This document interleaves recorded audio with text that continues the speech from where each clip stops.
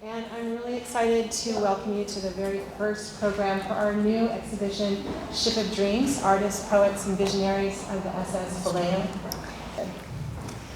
So I'd like to now start with an introduction of Anne Watts, who will be reading selections from the book, The Collected Letters of Alan Watts, which she edited with her sister Joan.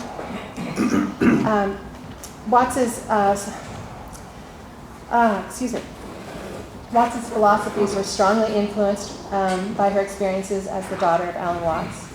She is a certified hypnotherapist and an educator and counselor in the areas of human sexuality, sexual abuse, family stress, self-esteem, and healing the inner child.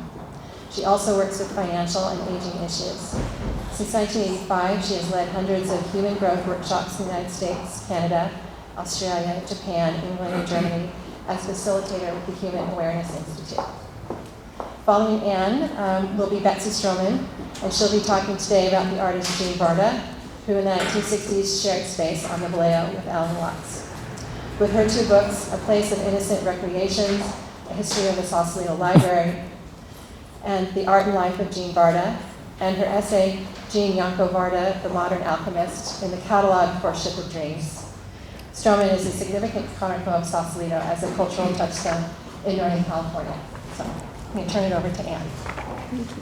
Hello, everyone, and welcome. I'm so glad you're here. Thanks for coming and sharing this adventure with us. I'm really excited about this whole thing. I think it's extraordinary and a lovely trip down memory lane for me. And I just discovered Betsy never actually met Varda, but she's done an extraordinarily beautiful book, I think, and so I'm really happy that we're sharing this moment. Thank you, Anne. I'm happy too.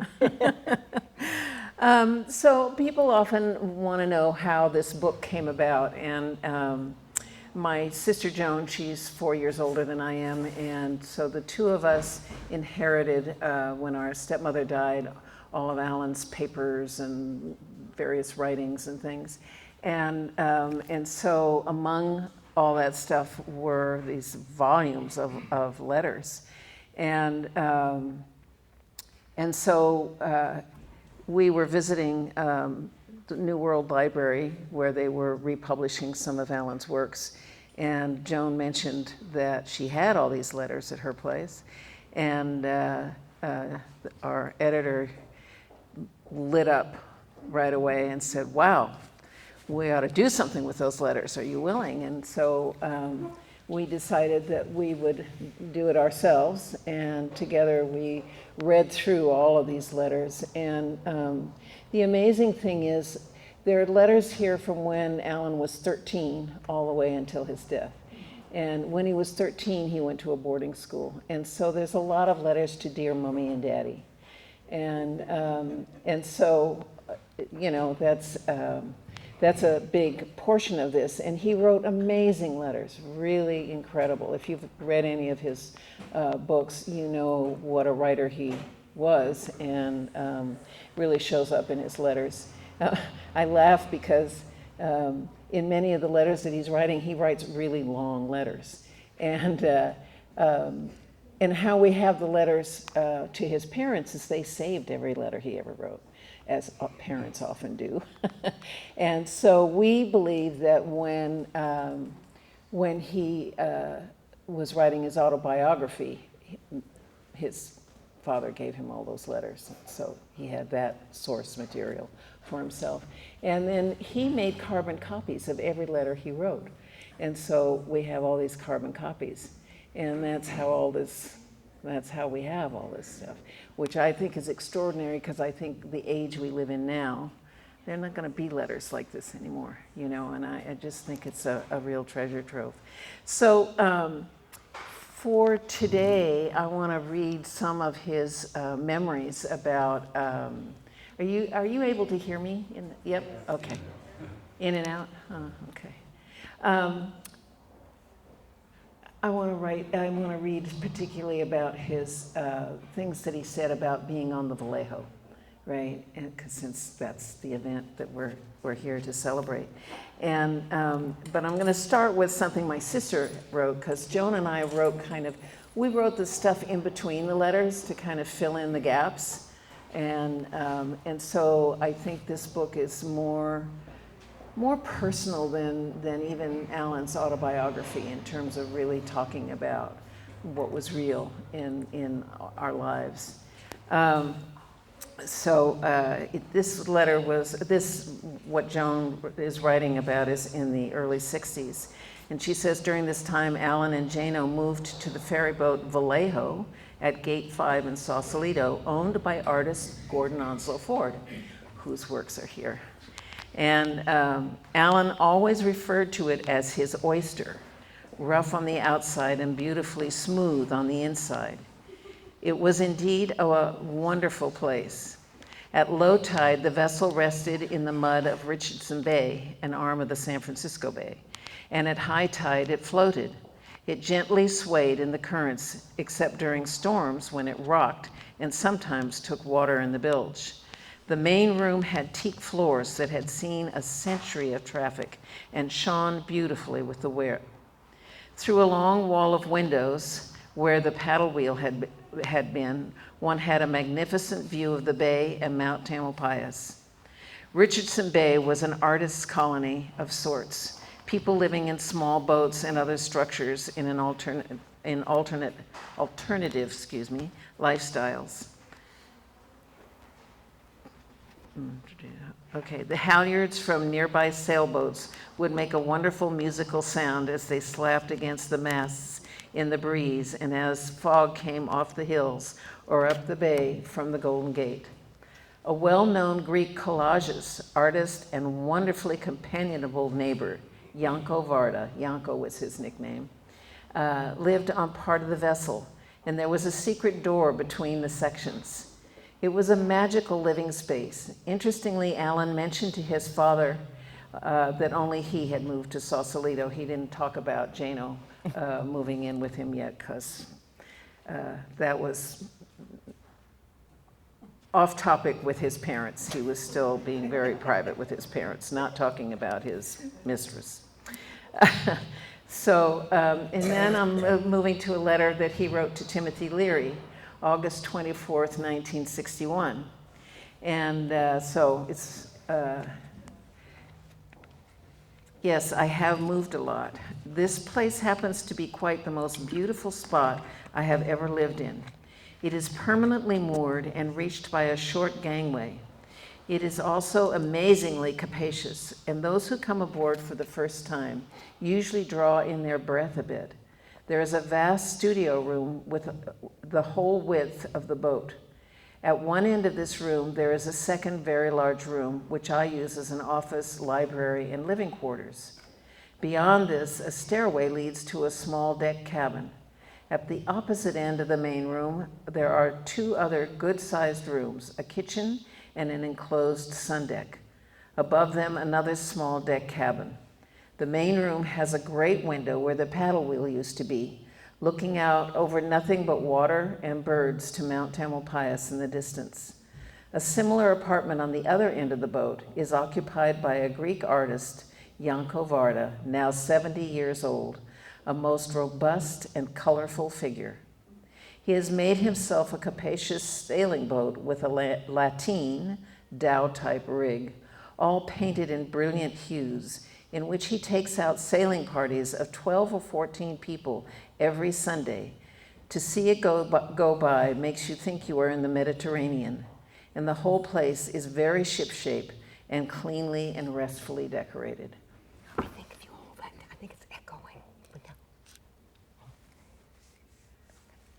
Are we doing okay? Yeah. Yeah? Okay. Okay. It's, it's okay.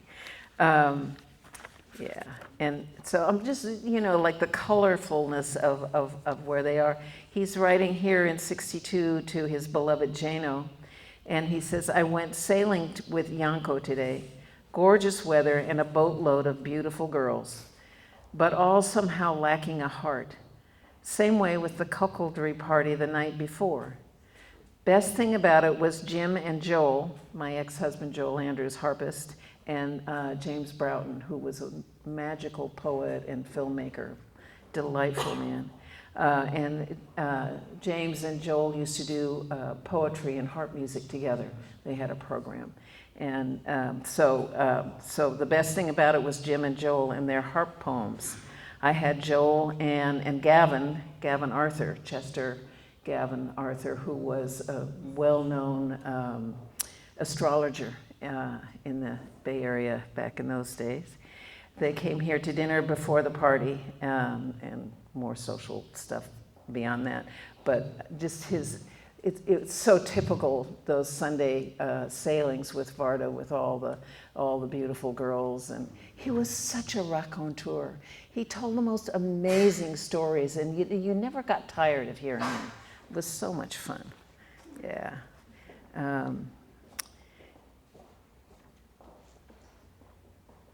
Let's see. Oh, and so here Joan writes about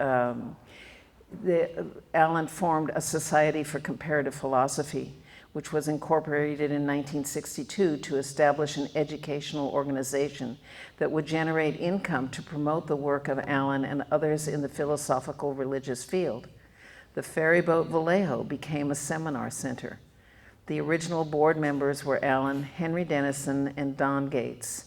Grants were given over the years to individuals and groups involved in projects that fit the society guidelines, including Lama Anagarika Govinda, Charlotte Selver, Krishnamurti, Douglas Harding, and Lama Chogam Trungpa.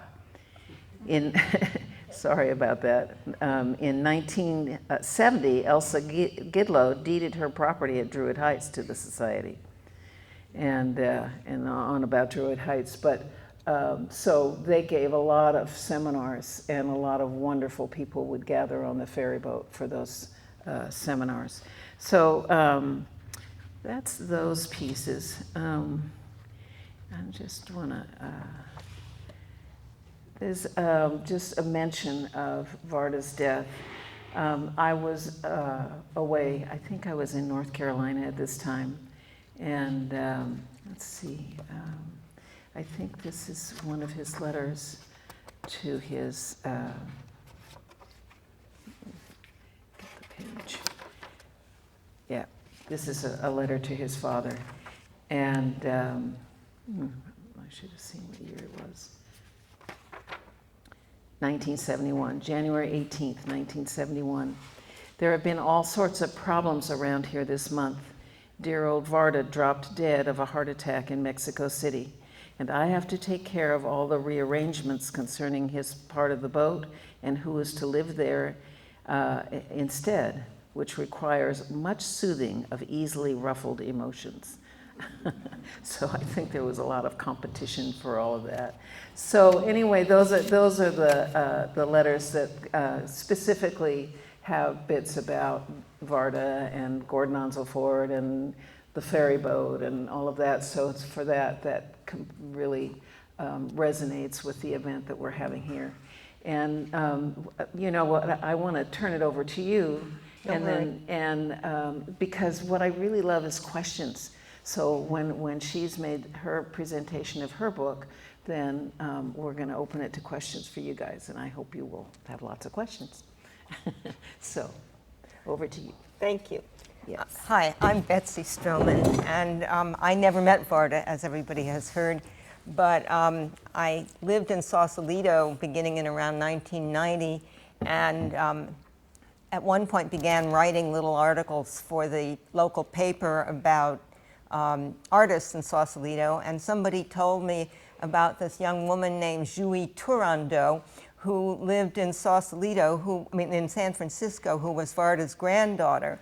And so I went over to her apartment, and she had these big plastic containers of articles and clippings and letters and everything. And I was a history major, and I sort of liked organizing documents like that. So I organized them and all, and by the time I got finished, I thought, wow, there's a book here. So that's how this all happened, and it was a very long process. Hold the mic up. Oh, I'm not close enough, okay. close enough. I thought she was too close, but okay, fine. I probably was. I just want to be sure everybody hears you. Alan Watts was a wonderful writer, and I'm going to be quoting from him, I have quoted from him in the book because he really had a good take on Varda, and they were very, very good friends. And as Anne said, they cut a door between their respective spaces so that they could go in and hang out with each other in the morning. They both woke up at 3 or 4 in the morning, and apparently they did their best work early in the morning, and then they would have a cup of coffee or booze or something, and the day would go on. Varda's primary art form during the time that he was on the Vallejo was the collage, and there are several of them here. One of them is over there, that one actually belonged to his friend Henry Miller for quite a while, now belongs to someone else. But I sort of have perceived this project as creating a collage of Varda's life, and that's what this book is. And I'm sort of going to give you little bits and pieces for your own collage of Varda.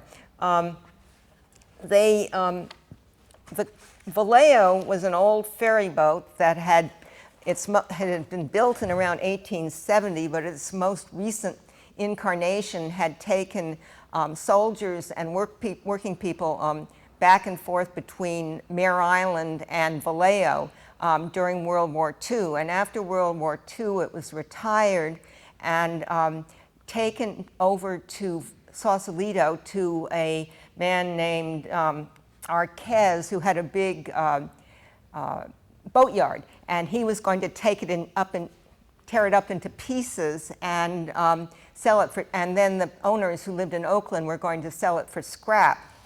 Varda had come up from Big Sur in Monterey a couple of years earlier and was living in San Francisco, where he was teaching at the California School of Fine Arts.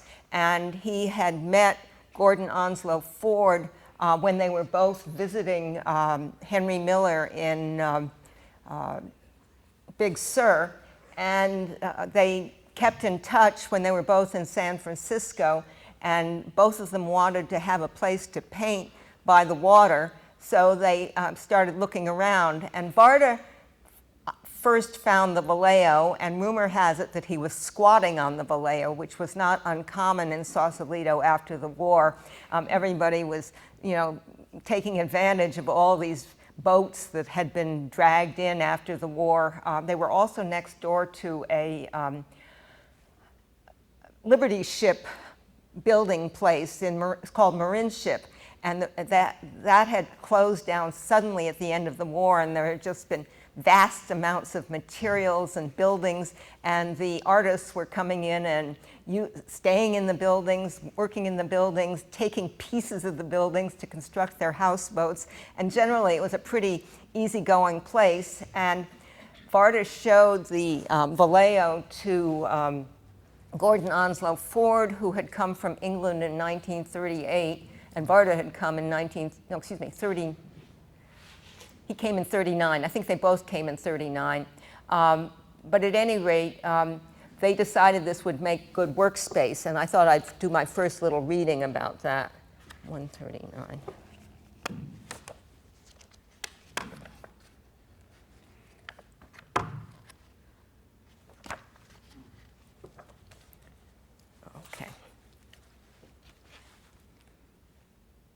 In 1947, and this date may be wrong, but that's what I said in the book, while he was wandering through the Arquez shipyard, Varda came upon a 120-foot-long iron hull ferry boat called the Vallejo, which dated back to the early 1870s.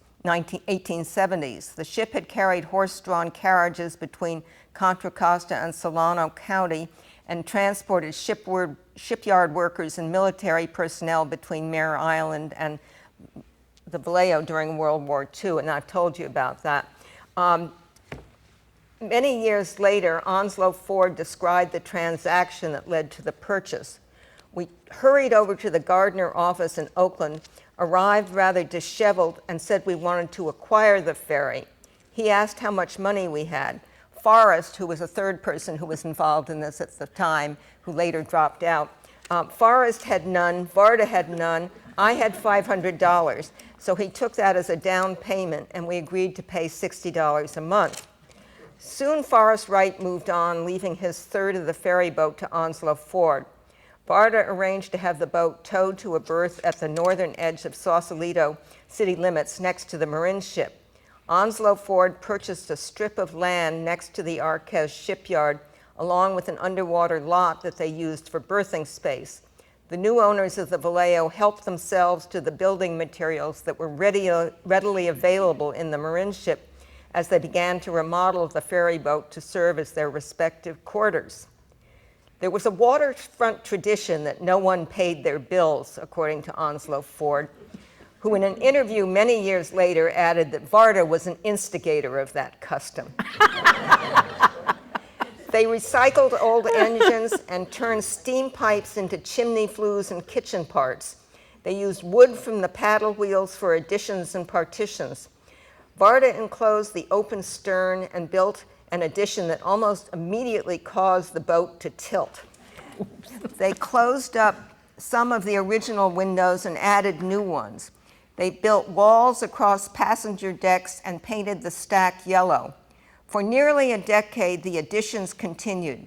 Tenants moved into the pilot houses, which expanded into more rooms, and they built lean-tos on the upper deck. So that was where Onslow Ford and Varda lived for about a decade.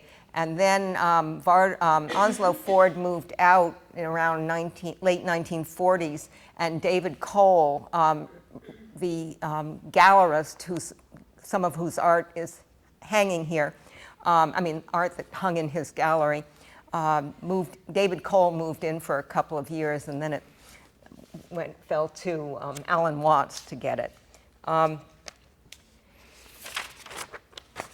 One of his visitors and friends during this period, this early period in the 50s, was Maya Angelou, and she described the Vallejo, Varda's part of the Vallejo. Let's see, what page is that? Like this. Gaily colored pennants floated on posts attached to the boat. Cut glass windows, oddly shaped, broke the monotony of weathered wood. Large pieces of sculpture stood sentinel in the area leading to the bridge in the sunlight. The boat looked like a happy child's dream castle. Alan Watts explained what stood out about Varda and made him different from other people in a little unpublished tribute that he gave to Varda at one of his birthdays a few years before he died. I had, of course, been warned of Varda's vagaries and limitations, his supposedly total irresponsibility in matters of money and business, his alleged propensity for inviting hundreds of guests for all-night orgies, and his weekly habit of beguiling friends into dangerous voyages on the bay in that lateen-rigged dhow from the Aegean fairyland, which is suitably named Perfidia. Nonetheless, I found myself the neighbor and shipmate of a highly civilized person. I say that Varda is highly civilized because he is a true bohemian, which is a European phenomenon distinct in style from the American beatnik or hippie. And I think Alan didn't really like beatniks and hippies very much, but he thought they were dull and wore dark colors. But it is distinguished above the European bohemian, is distinguished above all by what Montaigne called une certaine gaieté d'esprit, for which the recipe is a marvelous amalgamation of exuberance, sensuality, culture, and literacy, salted with that essential recognitions of one's own rascality, which is the perfect preservative against stuffiness and lack of humanity. And I think that's a great description of Varda, who is very hard to describe. What did, yeah. And I just wanted to mention a bit about his background because that's what made him a European bohemian. He was born in the Ottoman Empire in 1893 of a Greek background, and he grew up in a city called Smyrna that was burnt to the ground by the Turks in 1923, which was several years after Varda left. He and his family moved to Athens, and then when he was 13, he went briefly to Paris, and he knew Picasso and Braque, and it was a very exciting time. This was when Picasso and Braque were just doing their Cubist art. Some of the best stuff was done in 1913, the year that he arrived, and there were great. There was a good description by Braque, which I probably don't have time to read. But anyway, he stayed in Paris only a short time, and the war broke out, and he moved to England, London, where he spent most of his time for the next 20 years, or 25 years, there in London and in Cassis in the south of France. And he was very much a part of the avant-garde in London. And his outlook on life was very much formed by his experiences there. He attended lunches with Ezra Pound. He had friendships and acquaintances with members of the Bloomsbury group. And he was very connected to the British Surrealists and to let me think. That would be something I guess I would say. He also was very influenced by the Ballet Russe, which was a very important phenomenon during that period. The Ballet Russe first season in Paris was about 1909, and they came to London in 1911, and suddenly everything was the Ballet Russe. They would say there was a cartoon that talked about early Ballet Russe period. Everybody lived in apartments that were reminiscent of the sets that had been designed by a couple of very talented set designers from the Ballet Russe. Bright colors, and Varda's work is very closely influenced, as far as I'm concerned, by the Ballet Russe. There was also this idea of a rejection of the Renaissance. That was a very big deal in that period. Braque said that it was one of the worst turns in civilization to have tried to create likeness by using tricks like perspective, and that now they were going away from that. And Varda talked about how he had been trained as a classical painter who would use shadows and dark to show shadows, and that was all wrong. That was the Rembrandt approach to things, which was just terrible as far as Varda was concerned, because there are no shadows in life. It's just a defect in vision. If you can see totally, then you don't see any shadows. Everything's light. And Alan Watts said that he was a visionary who saw the entire universe as a manifestation of light. Anyway, Varda had lots of philosophies that he liked to expound on. And his stories really, he was a great storyteller, and he would tell stories that made references to various art schools of art in Europe, in Paris during the time that he was there, Dada and Surrealism and Cubism. And he also was very interested in alchemy and magic. This was all something that was very interesting to people after the First World War, because it was sort of a rejection of realism, because we were logical and rational, and look what it brought us, this horrible World War I with all these cruelty and death and destruction. So people were looking at non-rational explanations for things. And Varda always, he said that the artist is the modern alchemist, transmuting the refuse and scraps of civilization into splendorous visions. Let's see. He was also very interested in as I said, color, and I was going to read something that Henry Miller said of him with color. Let's see.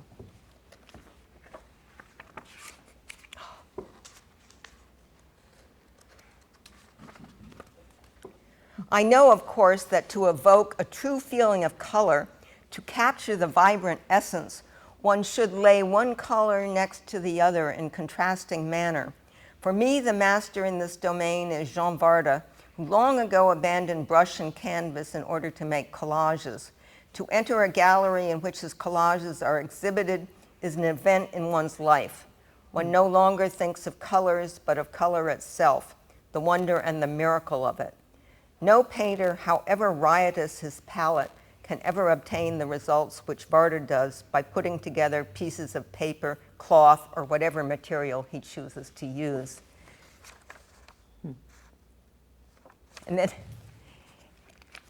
he wrote a letter, I'll skip that one. You heard about his boats from Anne, and I was going to give you a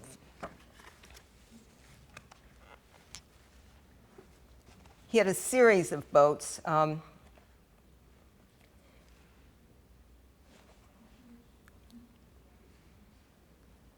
In the fall of 1966, with some young helpers, he began working on his last sailboat, the Cythera. He finished it by painting eyes on the hull and an orange and yellow sun on the lateen sail. Some speculated that the eyes kept people safe on the boat, but many people thought that Varda himself had a protective magic. He was a Greek sailor from ancient times, a lucky person, Onslow Ford later explained. He was quite fearless and would put to sea with his cargo of beauties, and they never came to any harm. Friends who sailed with him claimed that, to the astonishment of proper yachtsmen, he could whistle the wind, by which they meant that when he whistled, he brought the wind and the boat sailed faster. And there's a good description of, am I running out of time? Okay. No, you're fine. Okay. This is a description of one of the sailing trips. To board the Cythera, I joined a jostling line of artists, their girlfriends, and models. The women were always very, very young in Varda's life, and he had a special group of women in his last years who were referred to as his angels.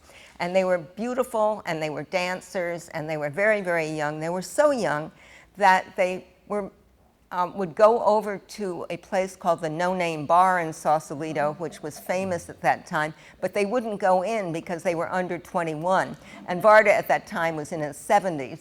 And they would look in the window and see what was going on inside. Anyway, to board the Cythera, I joined a jostling line of artists, their girlfriends and models, all waiting at Sausalito's Gate 5.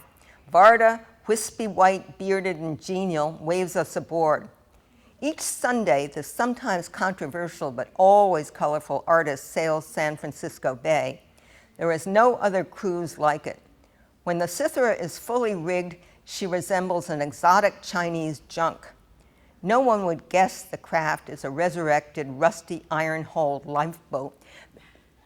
All of Varda's boats were old lifeboats from World War II, and they were all for sale for about $50. They were left over. And then Varda and his friends would sort of construct an exterior around the lifeboat, which would be the beginning of all of Varda's boats. And then you look at the sails, and the sails are all different colors, and they're mainly these gaff-rigged, well, anyway, you can look at pictures of them. They're around here somewhere, or I can show you one in the book. But they were quite extraordinary looking boats. No one did have any boats like that on the bay. While you're looking at your next thing, I just want to show this picture of Varda, because I think it's so beautiful. Yeah. Color was most important to Varda.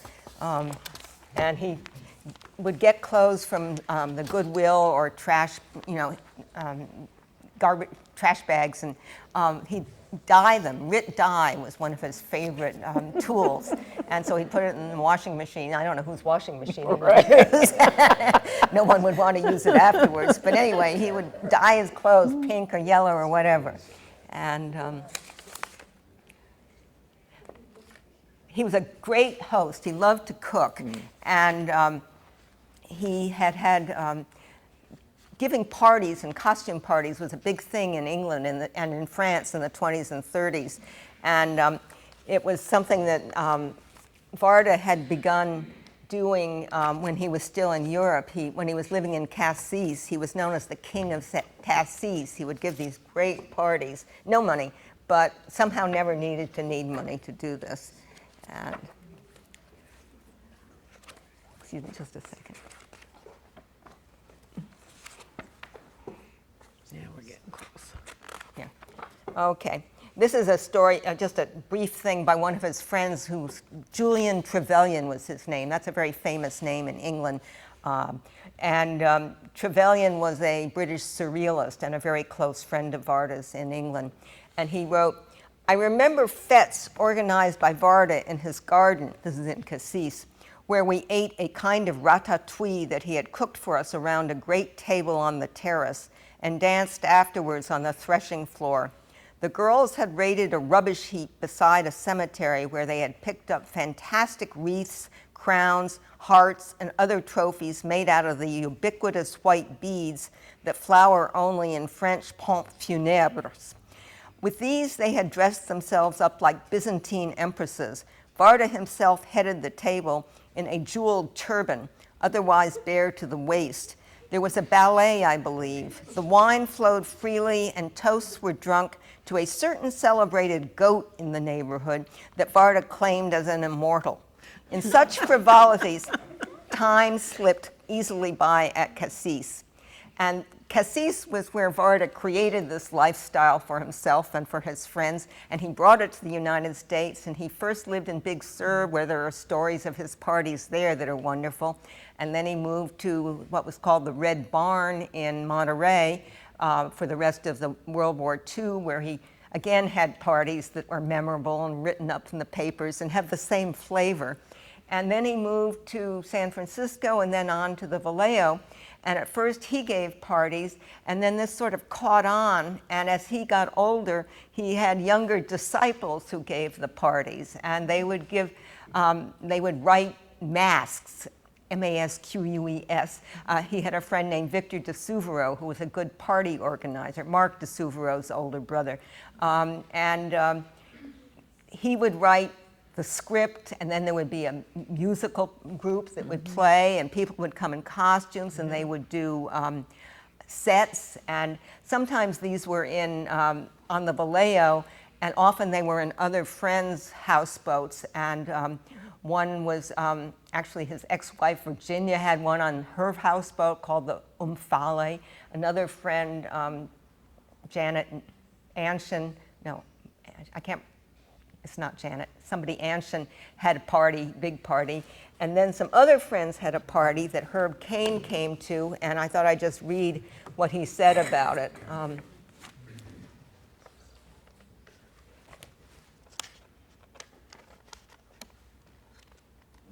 almost done.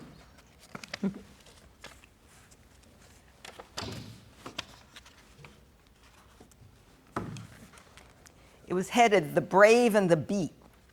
Everybody who was anybody in Upper Bohemia gathered last Saturday night aboard the Alexis Tellis's beautiful ferry boat, City of Seattle, at the foot of Waldo Grade in Sausalito. And the evening's proceedings proved conclusively that there is a little life left in the old leotard set. This was in the early 60s. It was the kind of thing that life takes pictures of which never run. The boat, topped with beautiful pennants flapping in the rainy breeze, was spotlighted. A wondrous mock Shakespearean play, The Passion of Valentine, was staged by such diverse talents as George Hitchcock, Victor de Souveraud, and Mitchell Lifton, with real live accompaniment by a Baroque group. A marvelous 9-foot dragon with blinking eyes, wiggling ears, and smoke-spewing mouth fell in love with a twisting unicorn. And artist Jean Varda, a man whose unflagging joie de vivre ranks with that of Picasso and Henry Miller, was crowned King of Bohemia, the crown being a fanciful mobile that would do credit to Alexander Calder. Despite this display of undoubted talent, the crowd was even better than the show. There were blonde young ladies trying too hard to be evil. There were novelists, published and unpublished, and Pacific Heights socialists dressed down in $100 sweaters and slacks. This was 50 years ago when that was a lot of money. Grave young men in beards mixed with middle-aging artist ladies who loudly pointed out the middle-aging people of both sexes they had once lived with. And through them all, aloof, detached, stalked the vested psychiatrists, their clinical eyes picking out the plums. For them, this was smorgasbord. It was most reassuring. The beats may have vanished from Upper Grant, but Bohemia is not yet as dead as the Bohemian Club. So.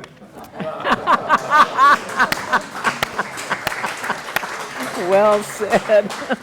Then I thought I'd read you a poem by James Broughton, who you mentioned. Right. James Broughton was, as Anne said, a very gifted poet and filmmaker, and he wrote this poem for Varda's birthday.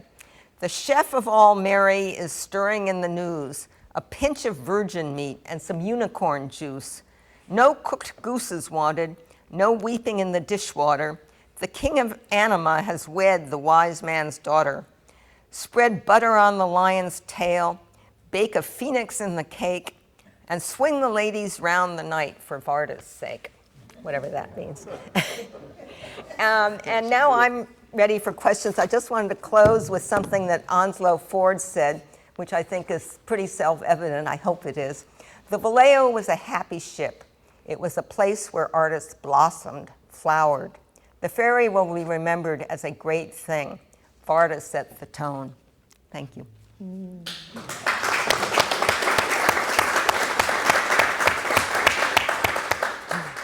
Just leave it. I don't know. I guess, oh, I did something wrong. Okay. No, it's okay. I think I blew it. We need to get this. There's somebody here who can help us. I pushed a button. I got it. Oh, you got it. Okay, good. Yeah. So, questions? Yep. I'm curious, when you found all of these letters and you decided it was a book and you went through all of them, what was your criteria for the ones that you didn't put in the book and the ones that you did choose to put in the book? Well, we chose the book, the letters that we thought would be most interesting to the readers, and those that were either repetitious or that we didn't feel really added to the story of his life, we didn't add those. So was it more biography then, rather than thematic in terms of the philosophy that he was developing? Well, the book is a really good journey through his development, his thought processes, and we go through his life from when he was young and when he was a student of Buddhism and he was part of the Zen Society in London, and then when he came to the U.S. with my mother. They got married in England. They met in England, and but my mother was an American, and they came back to the U.S. because of the war.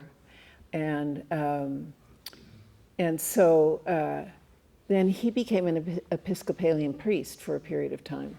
And so there's this whole period, which is fascinating in here, and how that came about, and then the dissolution of that, and then his moving to California and being a part of the first, the Asian Academy of Asian Studies in San Francisco, and just, it's such a progression of his thought and his philosophies. He even has a letter in here where he talks about the importance of being free, like not being stuck in a line of philosophy or thought that you defend to the death, but being willing to, he considered it like thinking out loud, and that how a philosopher grows and learns is getting feedback from people, so sharing the thought process. And I loved that he wrote that. Yeah, I thought it was fun. In the back there, yeah. Did you come across any letters where your father talked about his first experience or experiences with LSD, and if so, when? Absolutely. What year was that? He wrote, well, I don't remember offhand, I'm not good at remembering dates, but there's letters that he wrote to Timothy Leary describing his experiences, because he was really doing research for them, so he would tell them in detail his experiences. He recorded his experiences as well, which he sent the recordings to them. Yeah. What year was What is that? that? What years? The late 50s, I think. Yeah. It's early. Yeah. And, Alan was very respectful of LSD and mescaline and things like that. He believed it was a sacred thing. And so it was never my experience that he abused the drugs or took them, he really treated them with a lot of respect. And he took my sister and I each on our first LSD trips and stuff like that. And it was really magical, like how he was about it was really special. And it felt magical to me doing that with him. Yeah. You had your hand up. Were there new things that came out for you in going through this process of reviewing all the letters? She's asking if there were new things that came for me in reading the letters. And I have to say, I'm not a student of Alan Watts. Like I'm his daughter. And so, and I never really could get into his books. There was a density about them that I just wasn't drawn to. So this is the first time I really read Alan Watts. And I was stunned by his brilliance. I was just like, as I'm reading these letters, I'd have to look and see, how old was he when he wrote that? And there's a letter he wrote in here to Carl Jung when he was 21. And it's extraordinary. He went and heard Carl Jung at a lecture in London, and Carl Jung was talking about mandalas and their significance and stuff. And Alan felt like he was missing some information. And so, as an equal, he writes to him to give him this information and sends him a mandala as well. They later became friends, and Alan often went to Switzerland to talk at Jung's Institute. But I was. Your voice is going out. It going out? Okay.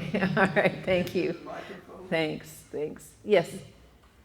As I was walking around and looking at the pieces in the exhibit, I had this memory, or I guess you could call it a flash, of a radio show that was, I think, weekly or maybe monthly that Alan Watts was on, talking about philosophy and Eastern thought and things metaphysical. Yeah. And I was young, I think I was probably around 17, and I didn't really understand quite a bit of what I was hearing, but it certainly made me feel hip. I wanted you to know that. That's great. I cannot tell you how many people have said to me that they found Alan when they were teenagers, and it continues. I get emails from people who are 17, 15 years old, and they've discovered Alan, and he's making a difference in their lives, and I find that extraordinary. It just really touches my heart. I just think he had such a gift that continues today. He thought people would never remember him, and here it is. He's got all these Facebook fan sites and stuff, people from all over the world. It's really amazing. Yeah. Yes. Yeah, apropos of that gentleman's comment, one of my good friends who I grew up with started listening to your father, when he was probably like 13 or 14. When I texted him, he's in Boston at the moment, and when I texted him to tell him I'm going to see you, he said, Oh, I still listen to him on Sunday mornings when I'm in LA. It's probably on KPFA or something. I mean, Right. KPFK. Right, yeah. Really? Any questions for Betsy? Yeah?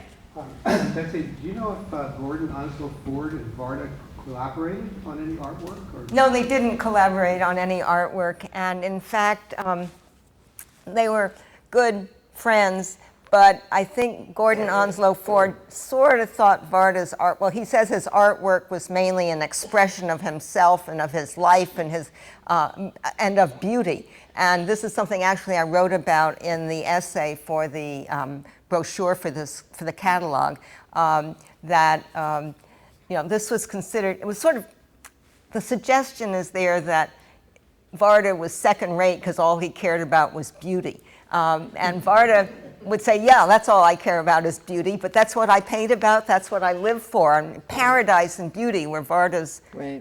ideas. Varda, I think Onslow Ford and Varda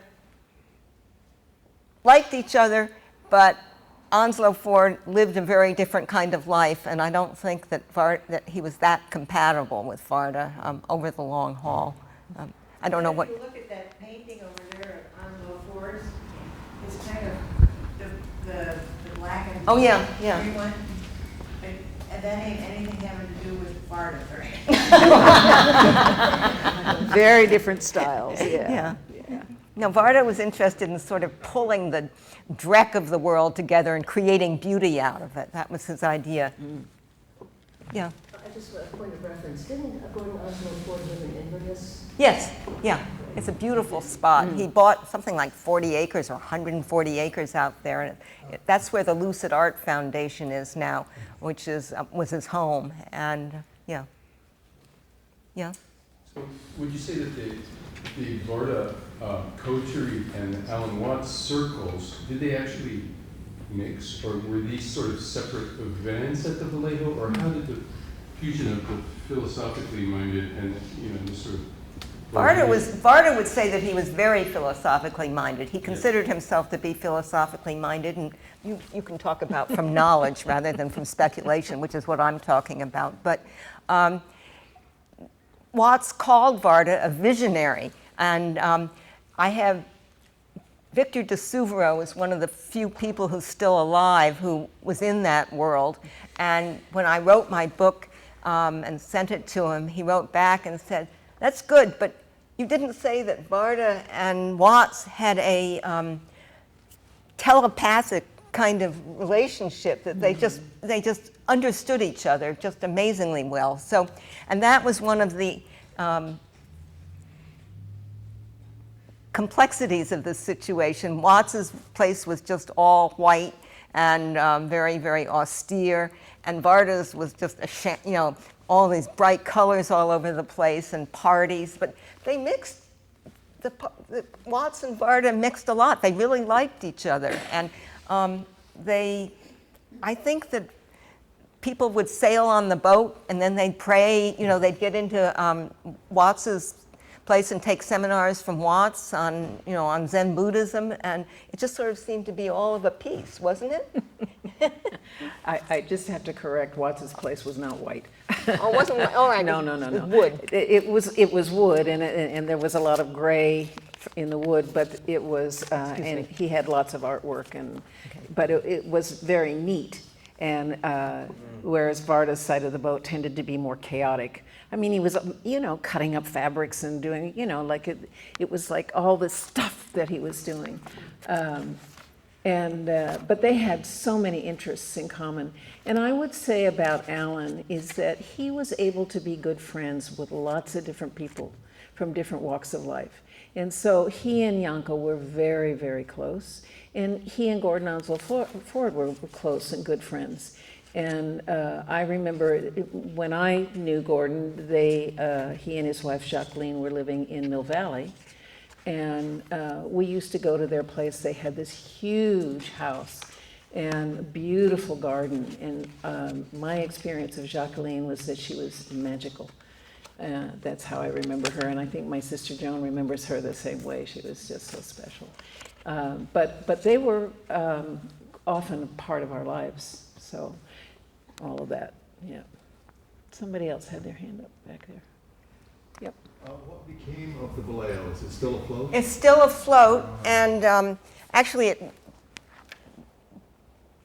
deteriorated for many, many years, and was, not in good shape. And then in the probably in the 90s, a man with some money bought it, and I think put close to $1 million into it, pulled it away, and had the bottom restored. That was, what needed to be done most immediately. Right.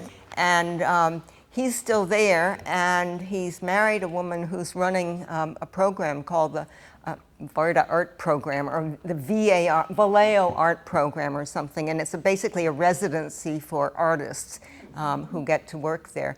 And it's very much a private place, and visitors are not welcome, but at least unless they've made advance arrangements to come there. I just wanted, do we have a few minutes for me to read one thing? This is something that Watts wrote about Varda, which I thought, Watts was such a good writer. He said he's writing about Varda. He would regale us with anecdotes, real and imaginary, and outrageous commentaries on art, women, museum curators, nautical adventurers, and strange inventions, such as the perfect chair, which some insane craftsman had designed from plaster casts of the bottoms of senators, stockbrokers, judges, archbishops, opera singers, duchesses, bootblacks, bookies, and Bulgarians, thus arriving at a cast of the ideal bottom for a seat which fitted no one. He would play about with Greek compounds and assert that an artist must have not only sympathy and empathy, but also peripathy, catapathy, apopathy, anapathy, parapathy, metapathy, bathypathy, and apathy. He especially detested museum curators whom he accused of a conspiracy to destroy vision with canvases slurped with tar, asphalt, axle grease, and bituminous coal dust mixed with cow dung. He told us of a metaphysical machine which he had patented. It became more complicated every time he talked about it, without ever divulging its operation or purpose. He expatiated on the two schools of contemporary artists, the bumble puppies and the mumble puppies, and explained that the perfect formula for the brand name of any product was to use obscene terms from foreign languages. For example, the derivation of Coca-Cola from caca-culo. He talked of the clarity and luminosity of the air in Greece, told ribald tales of the monks of Mount Athos, excoriated Turks and Bulgarians, related tragic stories of lives and love affairs ruined by horoscopy, explained how to make avgolemono soup, and assured us that he was an absolutely trustworthy fellow, except in two very small matters, words and deeds. All this came out with passion, exuberance, exaggeration, indignation, childlike enthusiasm, and mock malice from the stocky white-haired bohemian in a bright pink t-shirt, bald on top, and so mustached as to look like a benevolent Gurdjieff. And this comes from Alan's autobiography called In My Own Way. And I am not a reader of deep, dense stuff, but that book is not deep or dense at all. It's just a fabulously and happily written kind of thing that I really enjoyed. Ben? Thank you so much.